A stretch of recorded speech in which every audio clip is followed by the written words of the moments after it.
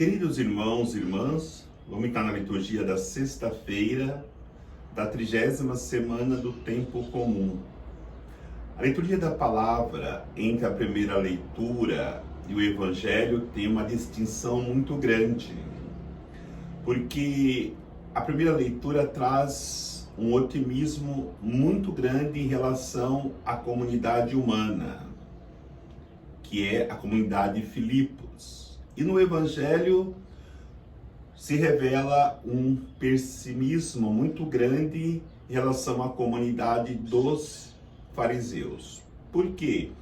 Primeira leitura, São Paulo primeiro agradece, diz que reza pelaquela comunidade, porque eles conheceram a Deus, fizeram uma experiência de Deus, e não só fizeram a experiência de Deus, mas estavam caminhando.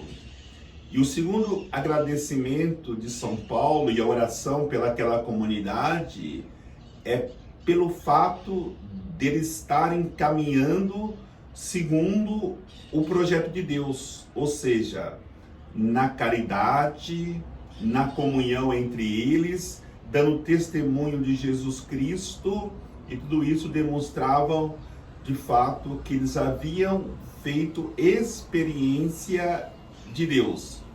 Exatamente isso que a humanidade precisa fazer, que as comunidades precisam fazer. Caminhar segundo o projeto de Deus, para que ali haja fraternidade, ali haja exemplo de fé, exemplo de comunhão com Cristo. E aí São Paulo ainda fala que vai rezar pelaquela comunidade para que ela cresça cada vez mais no Espírito. Ou seja, nós percebemos aí uma caminhada. A primeira coisa é conhecer Cristo. E para conhecer Cristo, precisamos abrir o nosso coração. Segundo, é caminharmos. Não basta só conhecer Cristo, é preciso caminhar.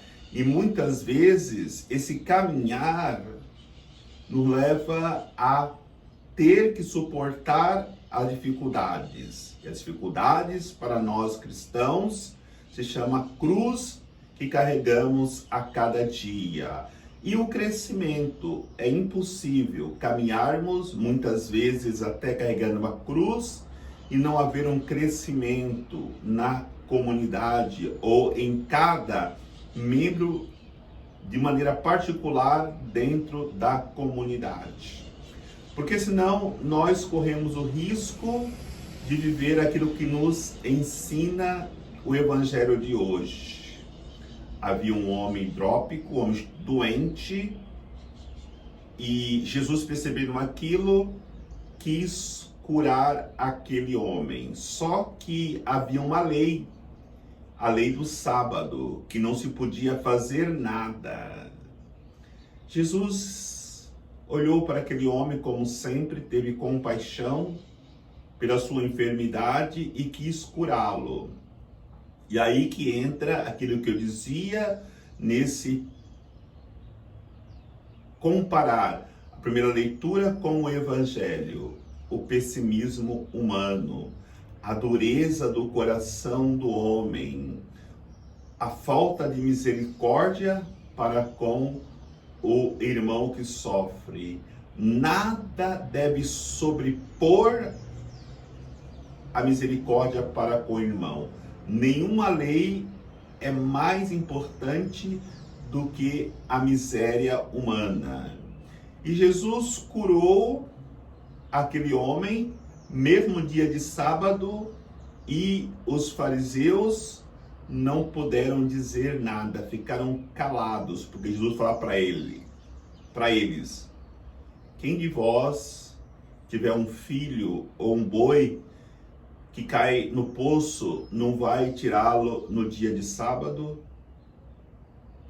Então ele revela assim que muito mais do que se preocupar que Deus vai castigar porque violou uma lei, é preocupar-se com o sofrimento da pessoa humana dos nossos semelhantes. Queridos irmãos e irmãs, nós somos chamados a fazermos parte deste primeiro grupo que nos fala São Paulo, para que possamos assim nos tornarmos no mundo sementes de amor, sementes que espalha a salvação, e cada dia diminuirá esse grupo que podemos dizer que é um grupo pessimista, um grupo, uma comunidade onde